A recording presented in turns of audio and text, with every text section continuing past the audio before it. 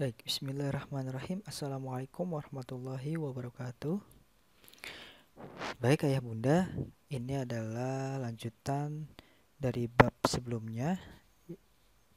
Bab sebelumnya kita telah menjelaskan tentang awareness, dan bab yang selanjutnya kita akan membahas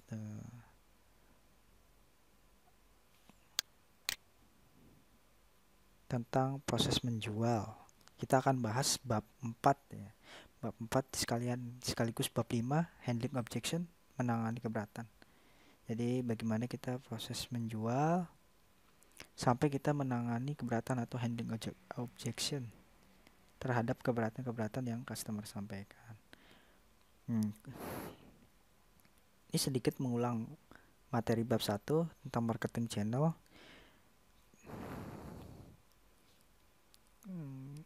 Kita sebagai direct sales langsung bisa dengan via offline atau online.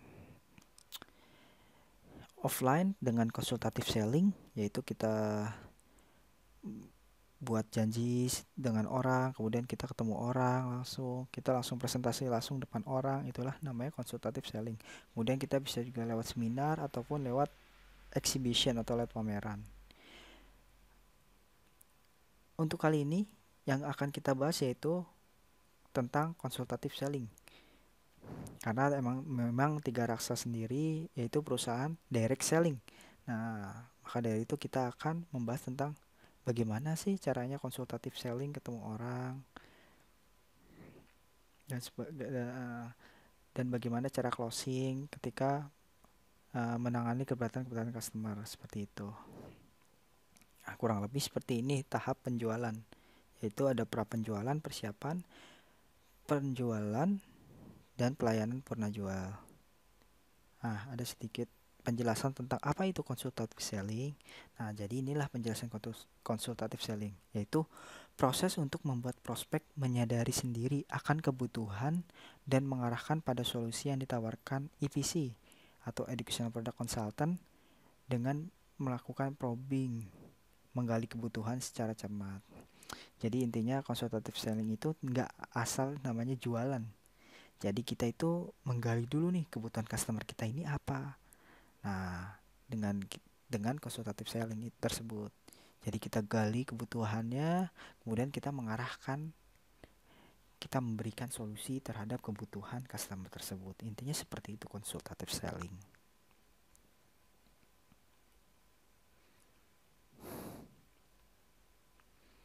Nah, ini sedikit perbedaan tradisional dan konsultatif selling.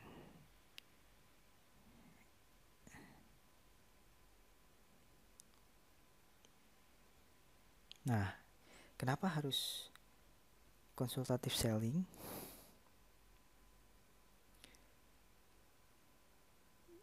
Dari perspektif prospek atau customer. Jadi customer atau prospek itu tidak suka digurui. Kemudian customer prospek butuh solusi terkini dan terbaik dengan masalah saat ini. Mereka ingin memegang kendali dan bebas memilih yang mereka inginkan. Kemudian prospek kurang pengetahuan cara mendidik dan menjadi orang tua yang baik. Kemudian dari perspektif EPC, lebih efisiensi dan akan lebih banyak penghasilan. Kemudian waktu presentasi menjadi lebih efektif. Berjumpa prospek. Kemudian menghindari stres dan demotivasi karena seringnya kegagalan. EPC akan menjadi handal dan bangga menggunakan tools dan teknik selling. Nah, kita akan masuk pada tahap persiapan. Pada tahap persiapan itu ada prospecting, getting appointment, dan preparation. Nah, prospecting adalah kegiatan mencari customer yang memenuhi kriteria untuk memberi produk kita. Nah, prospecting, calon-calon prospek kita atau calon customer kita bisa dapat dari mana aja sih? Kita bisa dapat dari seminar yang kita adakan, kemudian kita bisa dapat dari online, sosial media, kita nge-share tentang produk kita, kemudian ada customer yang berminat, ya, itu bisa dari sosial media, bisa dari pameran, atau juga spotting. Spotting itu misalnya kita sedang jalan di mall, kemudian ngelihat orang tua dan anak. Nah, kita bisa deketin tuh gitu. Misalkan, ih adek lucu ya gitu, kita deketin. Umurnya kelas berapa nih bu anaknya? Kelas 2 kata ibunya. Kita bisa deketin, oh kelas 2 ya, wah lagi senang-senangnya, lagi aktif-aktifnya ya gitu. Kebetulan bu, saya dari educational technology. Sebut aja educational technology, seperti lebih kelihatan keren gitu kan, educational technology. Kami biasanya ngadakan seminar tentang parenting anak. Mungkin ibu bisa berminat datang di seminar kami tentang parenting anak. Ini brosurnya. Kemudian bisa minta nomor ibu di 08 berapa. Nah, bedakan dengan boleh nggak bu saya minta nomornya. Nah, kalau jawaban ibunya enggak, nah terus kita enggak apa. Jadi biasakan ketika minta nomor ke calon prospek kita atau calon customer kita, langsung tembak aja. Contohnya, boleh minta nomornya bu di 08 berapa, langsung tembak. Boleh minta nomornya bu di 08 berapa gitu, sambil kita megang handphone kita. Jadi mau nggak mau customer atau calon prospek kita akan memberikan nomor handphonenya. Nah, setelah beliau memberikan nomor handphonenya, coba ya bu saya miss call gitu, untuk menghindari memberikan nomor palsu. Kurang lebih seperti itu. Itu spotting untuk mencari calon prospek kita. Nah, ini kurang lebih sumber-sumber prospecting, komunitas, customer relation, collect target. Nah, coba nih tugas untuk ayah bunda, tuliskan minimal 25 daftar prospek yang bisa Anda hubungi. Nah, kira-kira nih bunda, ayah dan bunda nih harus tahu nih sekarang nih, kira-kira siapa nih yang calon customer saya ya? Apakah saudara saya, atau tetangga dekat saya, atau kerabat dekat saya, atau teman kantor, teman pengajian. Tuliskan saja dulu daftarnya, kira-kira target saya nih siapa nih, target yang bakal saya prospek nih gitu. Kemudian profil prospek kita yaitu yang memenuhi kriteria MC, yaitu money dan children. Sudah pasti money dan children, karena memang produk-produk Tiga Rasa bisa dikatakan juga produk premium ya, yang membutuhkan uang lebih untuk membelinya, dan juga pastinya produk-produknya itu untuk anak-anak. Jadi profil prospek kita yaitu yang punya duit intinya, dan juga punya anak. Kurang lebih seperti itu. Ini role play, misalnya kita buat janji via telepon setelah tadi kita spotting, misalnya di mall tadi, kita besoknya kita follow up, kita buat janji ketemuan di mana, seperti itu. Nah, kita setelah buat janji tadi, atau bisa kita sebut ini dengan getting appointment. Nah, kita buat janji untuk ketemuan, menjelaskan produk atau menjelaskan tentang seminar gitu. Setelah itu kita bagian preparation, yaitu kita persiapan. Apa sih yang kita persiapkan?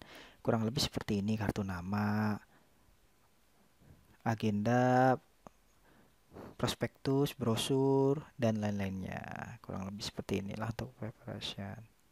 Nah, inilah untuk tahap penjualan kita. Konsultatif selling itu kita ada tahapnya. Kita bisa sebut dengan SPG atau Sales Presentation Guideline. Kurang lebih tahapannya seperti ini. Ada introduction, icebreaking, impact statement, motivation question, funneling, OQ and CQ, summarize all need, demonstrate feature and benefit, summarize all benefit, get acceptance, trial close, ending objection, closing again. Kita akan bahas satu-satu.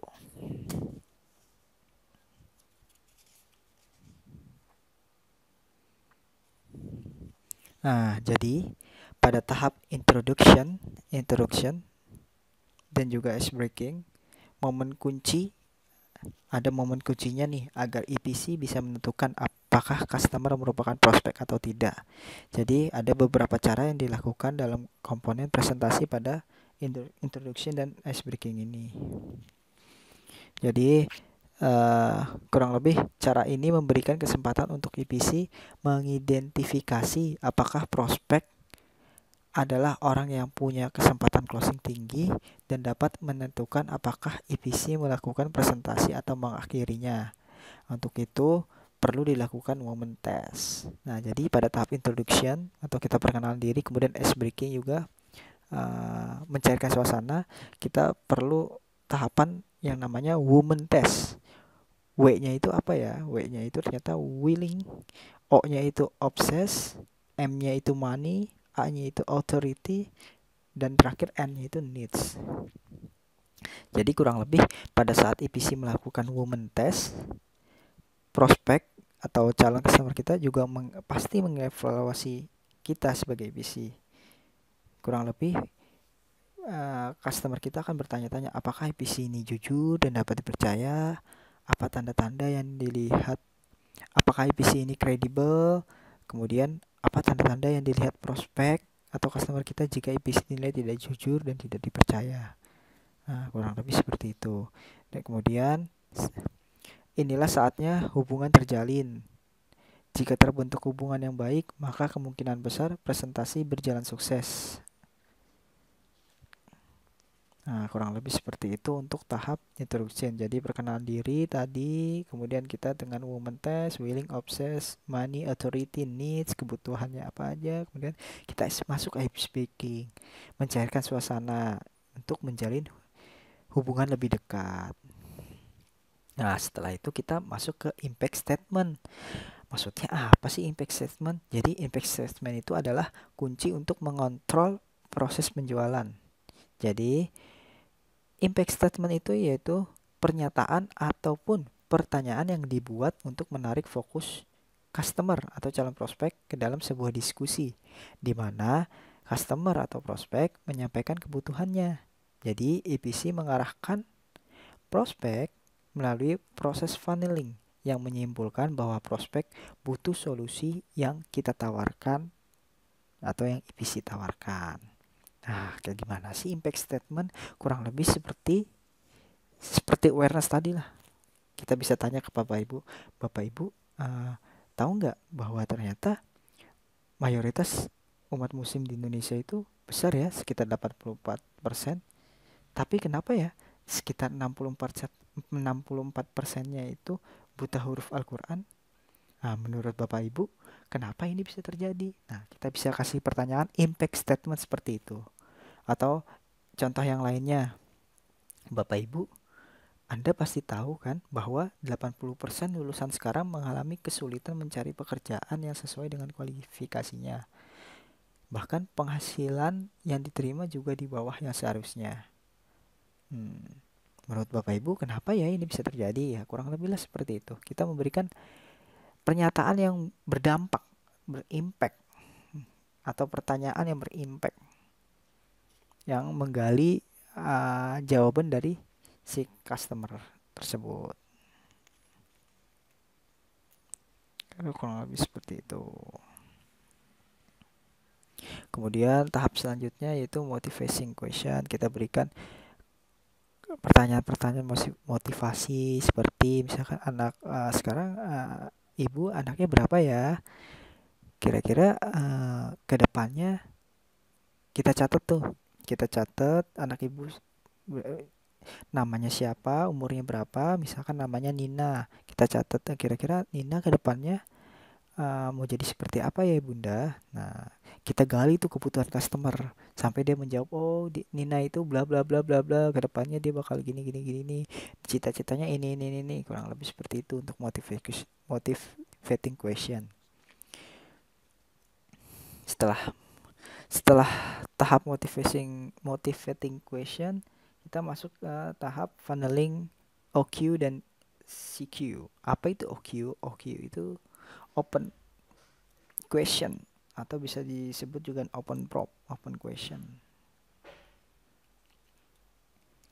Jadi pertanyaan terbuka. Open question yaitu pertanyaan yang digunakan untuk memberikan jawaban yang panjang. Contoh pertanyaannya seperti apa, mengapa, bagaimana, jelaskan. Saya kasih contoh. Misalkan seperti ini. Apa pendapat Bapak dan Ibu terhadap sistem pendidikan yang ditawarkan sekolah sekarang?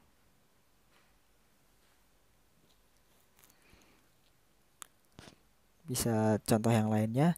Apa langkah-langkah yang menurut Anda penting untuk diambil untuk menyiapkan kesuksesan buah hati Anda dunia dan akhirat? Nah, bisa seperti itu untuk open question. Kemudian kita masuk ke, jadi kita sudah tadi udah motivation question, open question, jadi customer menjawab kebutuhannya. Kurang lebih kita akan menanyakan, nah, kebutuhan customer itu apa ya. Setelah kita open question, kita masuk ke closing question atau CQ tadi, closing question. Jadi untuk closing question gitu kita memberikan jawaban yang singkat, digunakan untuk mengkonfirmasi kebutuhan atau mendapatkan persetujuan. Jadi close question memberikan jawaban yang biasanya dapat diprediksi, singkat dan padat, ya atau tidak. Contohnya, apakah menurut Bapak Ibu ini dapat membantu? Contoh yang lainnya, jika ada cara yang menurut Ayah Bunda dapat membantu secara efektif mengasah keterampilan-keterampilan yang luar biasa untuk anak Ayah Bunda, tentu Ayah Bunda ingin mengetahuinya ya. Atau yang contoh yang lainnya, nah, apakah Ayah Bunda tertarik atau apakah Anda tertarik jika Anda memiliki program yang luar biasa ini dengan cicilan yang mudah dan ringan? Kurang lebih seperti itu, close question. Jadi kita langsung menunjukkan satu titik bahwa apakah produk kita ini membantu gitu loh. Kita langsung close, tutup question, close pertanyaan. Nah, setelah itu apa? Setelah itu kita rangkum segala kebutuhan customer yang setelah kita tanyakan tadi, kita rangkum. Kemudian kita mulai mendemonstrasikan fitur dan benefit. Jadi setelah kita mendapatkan tadi kebutuhan customer, kita telah nanya banyak nih di sini, kita udah mulai tahu nih kebutuhan customer itu apa. Kemudian kita mulai nih melakukan demonstrasi fitur dan benefit. Nah, kurang lebih kita sudah mulai mendemo produk-produk kita. Kita berikan fitur dan benefitnya yang sesuai dengan kebutuhan yang customer tadi sebutkan di awal. Di tahap funneling, motivation question, kita demokan. Jadi kurang lebih demonstration itu adalah keterampilan untuk mengenalkan manfaat dari program atau solusi yang menjawab kebutuhan prospek. Jadi ketika EPC bertanya dan prospek dapat menyimpulkan bahwa ada kebutuhan yang harus dipenuhi, maka tugas kita untuk mendemonstrasikan manfaat-manfaat yang memberikan solusi atas kebutuhan prospek. Kurang lebih seperti itu ya Bunda. Kita menemukan produk yang kira-kira dibutuhin oleh si calon customer kita tuh, prospek kita. Nah, pada saat demonstrasi kita harus melakukan hal-hal kurang lebih yang pertama itu mengakui kebutuhan prospek yang pertama. Kemudian yang kedua, mengenalkan manfaat yang sesuai dengan jawaban kebutuhan prospek. Jadi mengenalkan manfaat yang sesuai yang menjawab kebutuhan prospek. Kemudian yang ketiga, mengkonfirmasi bahwa prospek mengakui manfaat program. Kemudian yang keempat, mengakui kebutuhan prospek. Yang kedua, kemudian ulangi langkah kedua dan ketiga. Dan yang langkah kelima, teruskan sampai semua kebutuhan terpenuhi. Jadi kurang lebih seperti itu.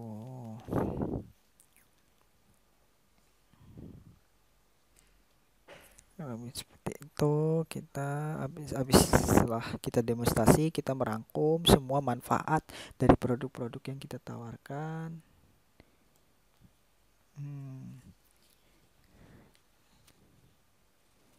Kemudian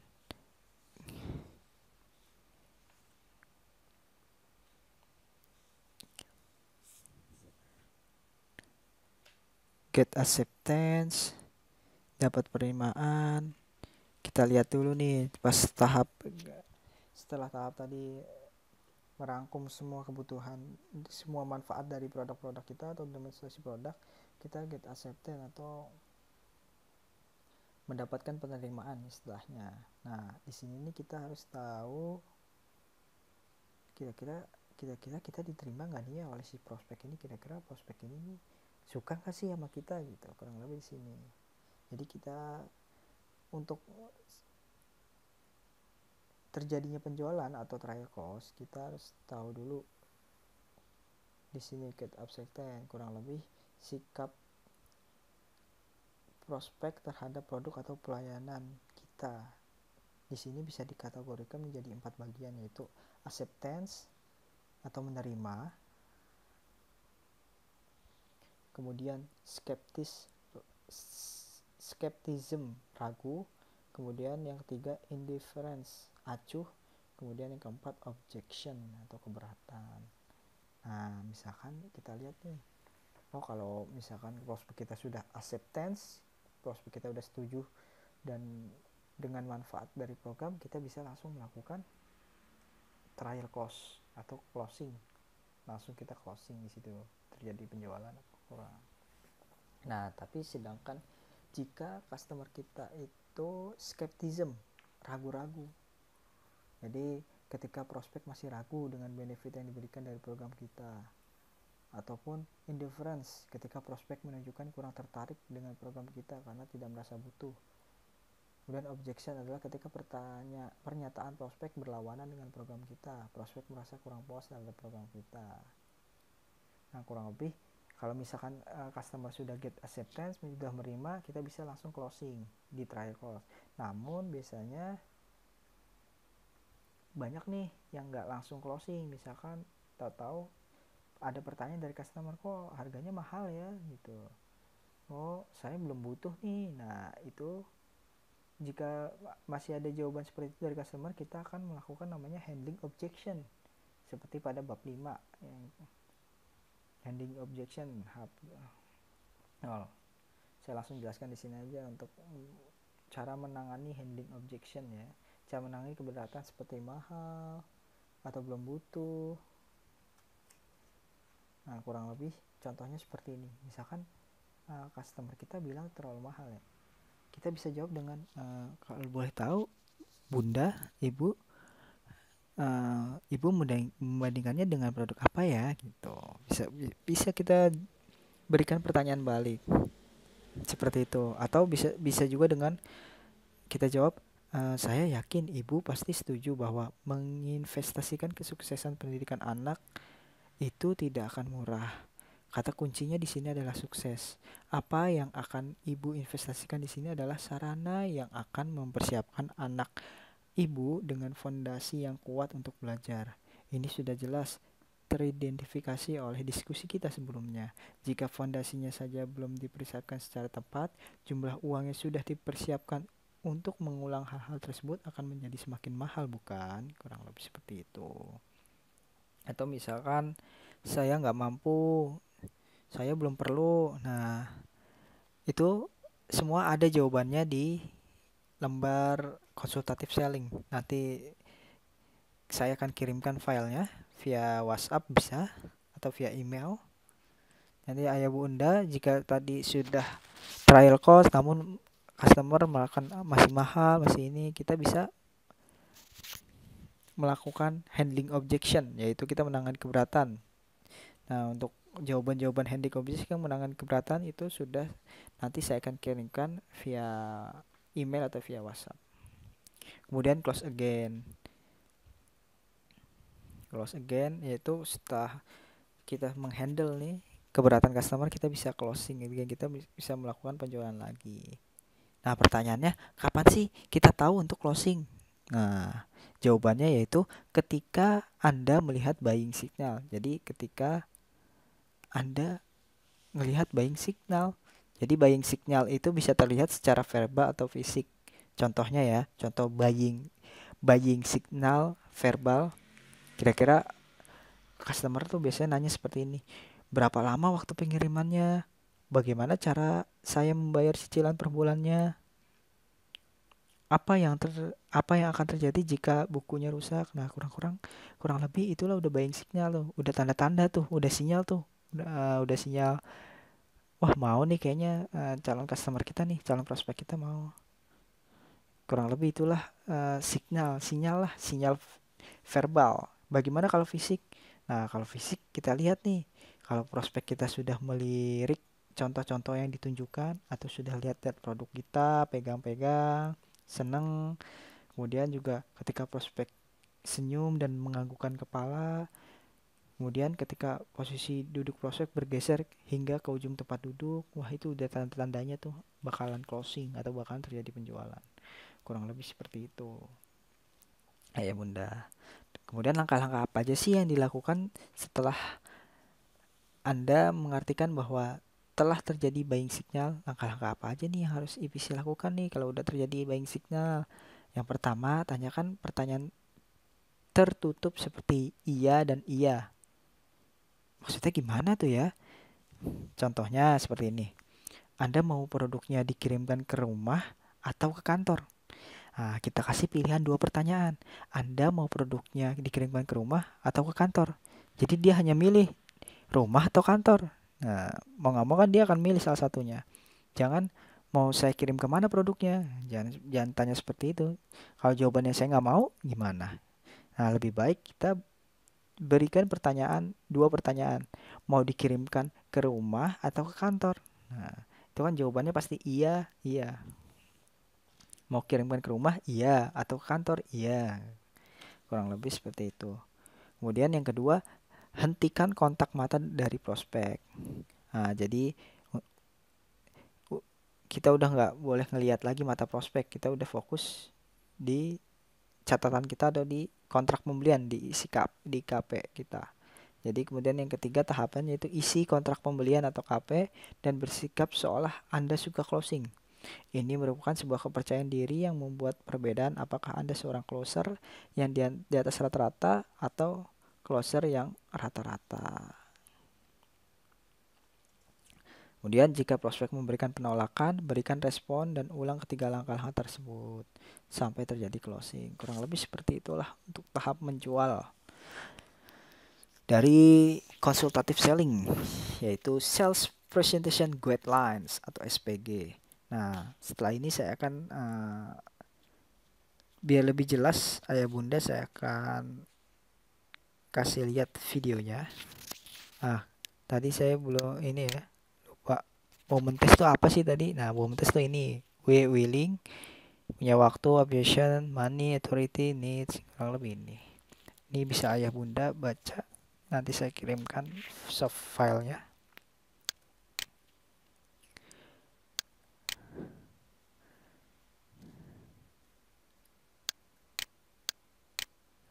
Ini kurang lebih contoh sales presentation guideline.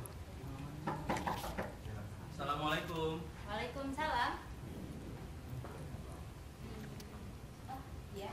Bisa bertemu dengan Ibu Anin? Iya, saya sendiri. Siapa ya, Mas? Ya, saya dengan Rahmat, Ibu dari Tiga Raksa Al-Kolam yang kemarin menghubungi Ibu Anin. Rahmat. Oh, iya, iya. Silakan masuk dulu, Mas. Iya, oke, terima kasih banyak Ibu Anin. Iya, sama dulu. Ya, terima kasih. Iya. Ini kartu nama saya, Bu Anin.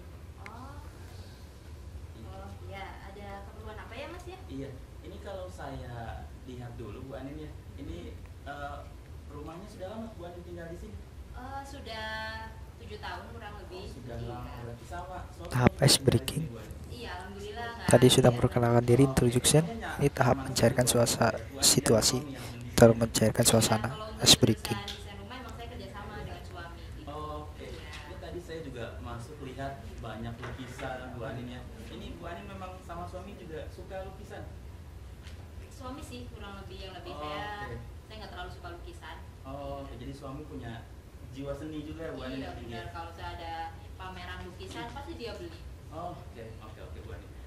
Ini tujuan saya kesini untuk bisa saya hanya berbagi informasi Bu Anin, berbagi informasi mengenai cara membangun keluarga yang sukses di dunia dan akhirat Bu Anin. Oh iya. Nah, impact statement. Saya tanya tentang keluarga Bu Anin tidak apa-apa ya? Oh nggak apa-apa. Oke. Bu Anin sendiri anaknya sudah usia berapa sekarang? Momen tes menggali kebutuhan paling mengenai besar sekarang usianya customer. 15 tahun. 15 tahun Iya. ya Bu Anin. Oke. Namanya siapa kalau saya boleh tahu Bu Anin? Alana. Nah, jangan lupa catat nama anaknya. Biasanya kita tuh lupa. Sudah mulai belajar mengaji Bu Anin? Oh udah sih semuanya, jadi dari anak yang pertama sampai dengan anak yang ketujuh udah saya masukkan ke sekolah Islam gitu. Jadi makanya yang kecil saya masukkan ke TPA gitu. Jadi belajar mengajinya di TPA. Iya benar. Gitu. Atau Bu Ani juga mengajar di rumah Alia? Enggak sih, saya lebih menyerahkan ke sekolah sih, karena mereka kan sekolahnya full day ya. Udah cukup menurut saya lah. Udah bisa membaca Al-Quran, ya udah cukup lah buat saya. Bu Ani. Nah kalau misalnya untuk keputusan pengambilan memilih sekolah Bu Ani, itu biasanya dari Bu Anin atau dari suami yang kemudian memilih? Biasanya saya rundingan dulu sih, tapi overall emang ikut pendidikan khususnya untuk agama, untuk sekolah, ayahnya emang lebih menanggung ke saya, tapi untuk pemilihan saya biasanya diskusi dulu. Kalau misalnya harapan Bu Anin sendiri untuk anak-anak kira-kira apa? Ya seperti umumnya lah Mas, ya, anak yang pintar, anak yang soleh, anak yang nurut sama orang tua, udah gitu, seperti umumnya aja. Oke, ya karena memang kalau misalnya kita lihat di sini anak-anak itu sebenarnya bisa menjadi anak-anak yang soleh dan soleha, apalagi banyak anak-anak yang sekarang sudah bisa jadi hafiz dan hafizah dari sejak usia dini Bu Anin. Ini sudah, dan keluarga concern. Misalnya mungkin saya tanya lagi Bu Anin dengan kondisi anak-anak saat ini, apalagi anak Bu Anin yang pertama ada yang usia remaja. Iya. Itu kira-kira kondisinya sekarang gimana sih Bu Anin remaja saat ini? Remaja saat ini kondisinya agak mengkhawatirkan sih, Bang. Saya sering lihat di TV juga banyak adanya kekerasan, pembulian, dan ya kayak gitu deh, semacam itu yang nggak diharapkan dan oleh orang tua. Betul, mungkin Bu Anin pernah mendengar gaya hidup hedonisme? Hedonisme yang suka foya-foya itu bukan? Betul, yang secara berlebihan. Ini juga sekarang di banyak sekali kita lihat kehidupan remaja saat ini, tindakannya hedonisme ya Bu Anin ya. Ini yang harus dihindari. Gimana caranya menggunakan media prospektus? Hedonisme adalah dengan membentengi anak-anak dengan pendidikan agama dari sejak di rumah Bu Anin. Oh gitu ya, makanya saya sekolahkan dia tuh di sekolah Al-Azhar itu. Betul, karena memang kalau misalnya bisa saya berbagi informasi bahwa rumah itu merupakan pesantren yang paling utama dan paling baik bagi anak-anak yang ada di rumah. Iya. Gitu. Lalu kemudian sekarang fenomena yang mungkin terjadi adalah banyak orang tua yang lebih memprioritaskan IQ daripada SQ. Yang program namanya adalah untuk yang anak-anak, Mushaf Makomat for Kids. Nah, Mushaf Makomat. Saya udah bisa baca Al-Quran tuh Mas. Ikronya sudah bisa, Al-Qurannya sudah bisa. Sudah. Ini kita kalau di Mushaf Makomat for Kids ada namanya Waqaf Ibtida. Jadi Waqaf Ibtida ini adalah supaya anak-anak itu tahu di mana memulai baca, lalu kemudian di mana mulai berhentinya. Jadi kalau misalnya di bahasa Indonesia ada titik dan koma, kalau di Al-Quran ada namanya Waqaf Ibtida. Jadi bisa tahu di mana berhenti, kemudian di mana memulai kembali membaca Al-Quran. Karena mungkin nafas anak-anak masih pendek ya Bu Anin ya. Iya. Gitu. Jadi dia bisa tahu nih kalau berhentinya di mana, kemudian memulainya lagi di mana. Gitu. Jadi desainnya juga kalau kita lihat di sini Bu Anin, desainnya itu dia dibuat lebih berwarna. Ya. Kalau buat anak-anak ya, bisa dibuat lebih berwarna kalau buat anak-anak. Jadi biar anak-anak itu nggak bosan kalau misalnya belajar.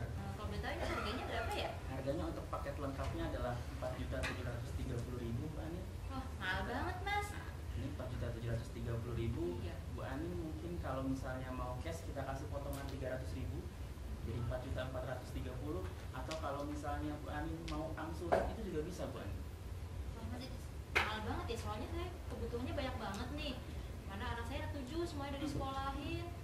Emang saya cukup sih kalau ada sih dana buat segitu, tapi banyak banget nih pengeluarannya. Jadi bisa kita diangsur dengan per bulannya 394.000 Bu Anin. Jadi kalau misalnya kita bagi per hari, investasi per harinya hanya 13.000. Nah itu metode speed test. Betul. Bisa membantu anak-anak Jadi yang sukses tidak hanya di dunia tapi juga di akhirat. Per harinya hanya 13.000 Bu Anin. Per hari hanya 13.000. Jadi dari harga mahal dibagi-bagi sampai jadi per hari. Itu sudah ada di handout materi yang saya kirimkan nanti softwarenya. Atau nanti kena terjerumus pergaulan bebas, biaya yang dikeluarkannya akan lebih besar. Jadi kita bisa menyisipkan atau menginvestasikan sedikit saja dari penghasilan kita untuk saat ini, tapi manfaatnya akan kita terima nanti di masa yang akan datang. Betul. Kira-kira bisa nggak ya Mas nyisihin? Bisa, insya Allah. Karena pengeluaran saya banyak banget gitu ya. Dan saya cuma cukup perhitungan juga untuk pengeluaran, walaupun ayahnya ngasihin semua sih ke saya. Oke Bu Anin, Bu Anin punya kegiatan lain selain di rumah? Ada biasanya perkumpulan orang tua. Nah, jika tidak terjadi closing, nah kita bisa nanya ini, kira-kira mungkin ada teman ibu yang butuh produk ini seperti itu. Jadi kita dapat preferensi dari Bu Anin ini mengenai teman-temannya. Oke, baik kalau gitu. Mungkin nanti biar kita bisa berbagi informasi dan share juga tentang Apro ini ke rekan-rekan Bu Anin ya. Oh ya. Baik Bu Anin, saya terima berkasnya serta kelengkapan datanya. Terima kasih Bu Anin, semoga bermanfaat nanti manfaatnya ya. Terima kasih Bu Anin. Assalamualaikum warahmatullahi wabarakatuh. Waalaikumsalam. Nah, kurang lebih seperti itulah tahap Sales Presentation Guideline atau SPG. Sudah paham ya Bunda ya? Ya, kurang lebih itulah tahap untuk Sales Presentation Guideline. Saya rasa cukup. Kurang dan lebihnya mohon maaf. Wabillahi taufiq wal hidayah. Wassalamualaikum warahmatullahi wabarakatuh.